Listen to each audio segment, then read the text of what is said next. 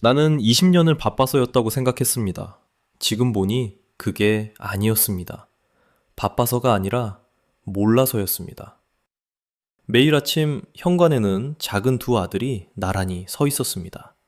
신발끈을 묶던 그 10초, 아이들은 나를 올려다보고 있었습니다. 나는 그게 배웅인 줄 알았습니다. 한참이 지나서야 알았습니다. 그건 배웅이 아니었다는 걸. 오늘은 그 현관문 앞 1분에 대해서 내가 한참 뒤에야 알게 된 것에 대해서 이야기해 보려고 합니다. 한 12년에서 16년쯤 전입니다. 큰아들이 초등학교 저학년이었고 작은아들이 유치원에서 초등학교 1학년 사이였습니다. 두 아이가 아직 신발장 턱에도 키가 닿지 않던 시절이었습니다. 나는 같은 직장에서 20년 가까이 다닐 줄도 모르고 그저 매일 아침 출근 시간에 늦지 않는 것만 생각하던 사람이었습니다. 알람이 울리면 일어나서 씻고 아침 식사를 하고 가방을 들고 현관 앞에 섰습니다. 비슷한 시간, 비슷한 표정, 비슷한 발걸음이었습니다. 회사 가는 길은 멀지 않았는데도 마음은 늘 조금 앞서 있었습니다. 아침마다 머릿속이 회의 자료와 메일로 먼저 가 있었습니다. 몸은 집에 있어도 생각은 이미 사무실 책상 앞이었습니다. 그 시절 우리 집 현관은 좁았습니다. 출근 시간 5분 전 그 좁은 현관 앞에서 가방을 내려놓고 신발을 신는 그 짧은 동안이 오늘 이야기의 자리입니다. 그 동안은 평일 아침마다 똑같았습니다. 매일 같은 1분이 매일 같은 자리에서 반복됐습니다. 그날 아침을 따로 떼어 말하지만 사실 그날 아침은 어제 아침이고 그 전날 아침이고 그 다음날 아침이기도 했습니다. 가방을 한쪽 발 옆에 내려놓고 쪼그려 앉아 신발을 신으려고 했습니다. 오른쪽을 먼저 한 번 감고 매듭을 짓고 한 번 더 당겼습니다. 신발끈은 3초였습니다. 왼쪽도 똑같이 3초였습니다. 합쳐서 6초가 채 안 되는 동작이었습니다.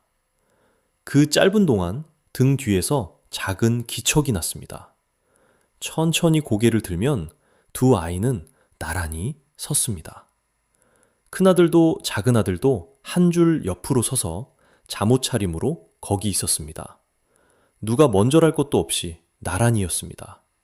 큰아이는 머리가 한쪽으로 눌려 있었고 작은아이는 양말도 신지 않은 발끝을 모으고 있었습니다. 두 쌍의 눈이 그 좁은 현관에서 위로 향해 있었습니다. 큰아들의 시선은 잠이 덜 깬 듯 살짝 무거웠습니다. 그러면서도 내 얼굴을 따라가던 시선이었습니다. 작은아들의 눈은 더 동그랬습니다. 깜빡이지 않고 고개를 들어 나를 쫓던 눈이었습니다.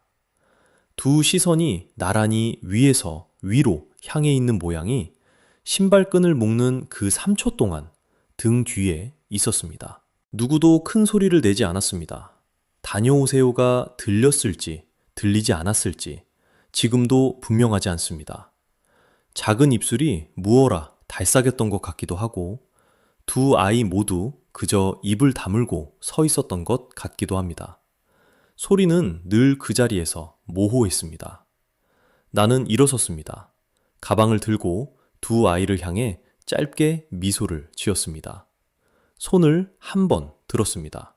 그게 인사였습니다. 손잡이를 돌렸습니다. 문이 열렸습니다. 한 발 내디뎠습니다. 등 뒤로 두 시선이 따라오는 것이 느껴졌습니다. 문을 닫았습니다. 닫히는 그 짧은 사이, 좁아지는 문틈으로 두 아이가 그 자리에 그대로 나란히 서 있는 모습이 마지막으로 한번 보였습니다. 문이 완전히 닫혔습니다. 복도는 조용했습니다. 엘리베이터까지 10발자국이었습니다. 신발 소리가 몇 번 울렸습니다. 또각, 또각. 그게 매일 아침 그 1분의 마지막 두 박자였습니다. 엘리베이터 버튼을 눌렀습니다. 1층까지 내려가는 동안 휴대폰을 꺼내 메일을 한 번 확인했습니다. 머릿속은 이미 아침 회의에 가 있었습니다. 그때 나는 그게 배웅인 줄 알았습니다. 매일 아침 두 아이가 잠옷바람으로 현관까지 따라 나와 나란히 서 있는 그 1분이 아빠를 보내는 작은 의식 같은 거라고 생각했습니다. 오늘도 안전하게 다녀오시라고, 말없이 손짓하는 거라고. 그래서 미소 한번 짓고 손 한번 들고 문을 닫았습니다. 미안한 마음은 없었습니다. 오히려 든든했습니다. 잠에서 막 깬 두 아이가 나를 보러 나왔다는 것이 고마웠고, 그래서 더 열심히 일해야겠다고 생각했습니다. 회사에서 자료를 한 장 더 보고 메일을 한 통 더 답하고 회의실에서 한마디라도 더 보태는 것이 결국 저 두 아이를 위한 일이라고 믿었습니다. 그게 인사인 줄 알았습니다. 그게 사랑인 줄 알았습니다. 가족을 사랑한다는 건 매일 아침 정시에 나가서 매일 저녁 돌아오는 것, 그 성실한 반복인 줄 알았습니다. 두 아이가 나란히 서 있어도 미소 한 번, 손짓 한 번이면 충분한 줄 알았습니다. 신발끈 3초 동안 굳이 무릎을 다시 굽혀 아이들 눈을 들여다볼 이유는 없다고 그렇게 생각했습니다. 시간이 없었으니까요. 출근 시간 5분 전이었으니까요. 회의가 9시였으니까요. 그게 인사인 줄 알았습니다. 그게 사랑인 줄 알았습니다. 지금 묻습니다. 그게 배웅이었을까요? 아니면 매일 같은 자리에서 받아들지 못한 손길이었을까요? 그렇게 그 일부는 매일 아침 같은 자리에서 같은 모양으로 반복됐습니다. 같은 신발끈 3초, 같은 두 쌍의 시선, 같은 닫히는 문, 같은 또각또각 10번. 어떤 아침은 큰아이가 반발짝 더 앞으로 나오기도 했고, 어떤 아침은 작은아이가 손에 인형을 쥐고 있기도 했습니다. 어떤 아침은 두 아이가 서로 살짝 어깨를 붙이고 서 있기도 했습니다. 그 작은 차이들이 매일 있었지만 나는 그 차이들을 자세히 들여다보지 않았습니다.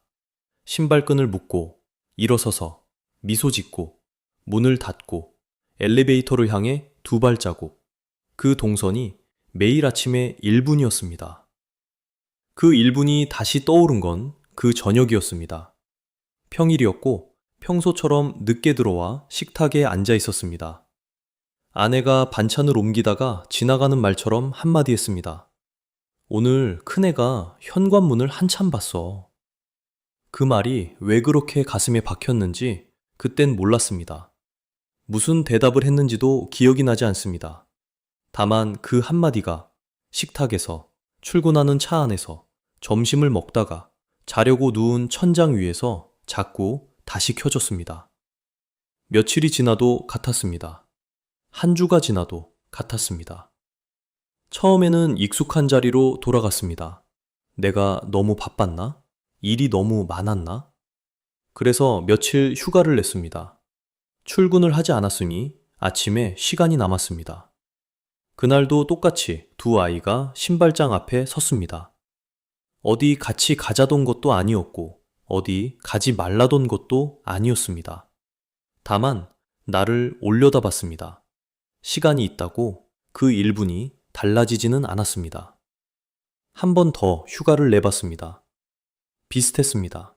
신발끈은 여전히 3초 만에 묶였고 두 아이는 여전히 나를 올려다봤고 나는 여전히 미소 한 번 짓고 문을 닫았습니다.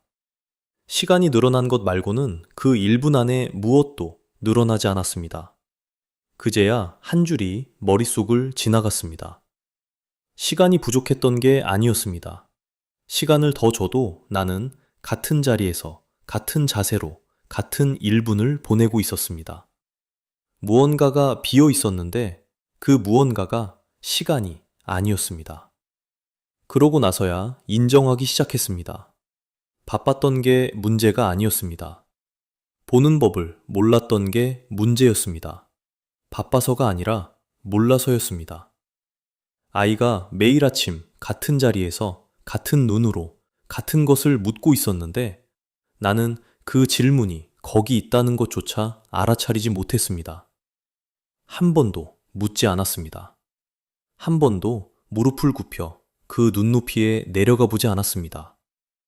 엄마가 옆에 있으니 괜찮겠지?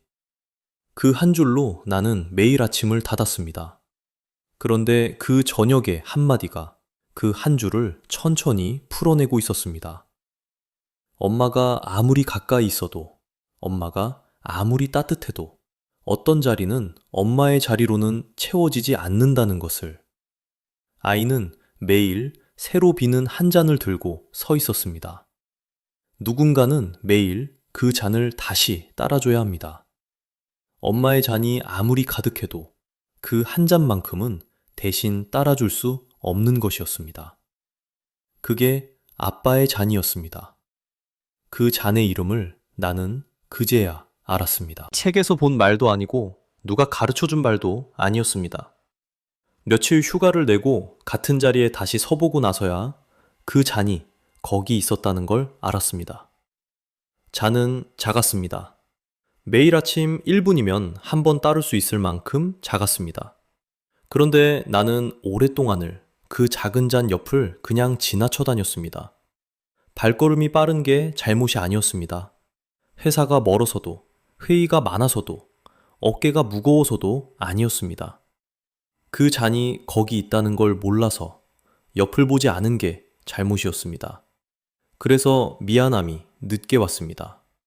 그 저녁에 한마디로 시작된 미안함이 며칠 휴가로 천천히 모양을 갖췄고 그제야 한 문장으로 정리됐습니다. 바빠서가 아니라 몰라서였습니다. 이 한 문장이 정리되고 나자 이상하게 마음이 가벼워졌습니다. 변명이 무너지는 건 아픈 일인 줄 알았는데 막상 무너지고 나니 그 자리에 자그마한 빈터가 생겼습니다. 그 빈터에 무엇을 놓을지 거기서부터는 다른 이야기였습니다. 바빠서가 아니라는 걸 안 다음 나는 자리를 바꿨습니다. 거창하게 무얼 결심한 건 아니었습니다. 그저 그동안 눈에 들어오지 않던 작은 자리들을 다시 보기 시작했습니다. 그 무렵에 어느 평일 오후였습니다. 작은 아들이 회사로 전화를 걸어온 적이 있습니다. 받아쓰기 시험을 잘 봤다고 소리쳤습니다. 흥분한 목소리가 소화기 너머에서 가쁘게 들썩였습니다. 그런데 나는 회의 중이었습니다. 모두 다 받지 못했습니다. 다시 걸어주지도 않았습니다. 너무 바쁘다고 생각했습니다. 며칠이 지난 뒤에야 알았습니다. 그 전화는 길게 설명할 필요가 없는 전화였습니다. 보고서가 필요한 것도 위로가 필요한 것도 아니었습니다. 축하해줘 한마디면 됐던 전화였습니다. 1분이면 됐던 전화였습니다. 그날 작은 아들이 학교에서 성적을 듣고 얼마나 기뻐서 학교를 나오자마자 나에게 전화를 했을까? 그 짧은 정적이 자꾸 머릿속에 들렸습니다. 그 뒤로는 똑같은 일이 생기면 회의에서라도 잠깐 양해를 구하고 30초만 받았습니다. 아빠, 들었어. 잘했어. 딱 그 정도였습니다. 30초로 충분했습니다. 아이가 원했던 건 내 시간 전체가 아니었습니다. 아이가 원했던 건 그 순간에 내가 거기 있어주는 것, 그 한 가지였습니다. 그걸 알고 나니 30초가 30분 같았고 못 받은 1분이 1년 같았습니다.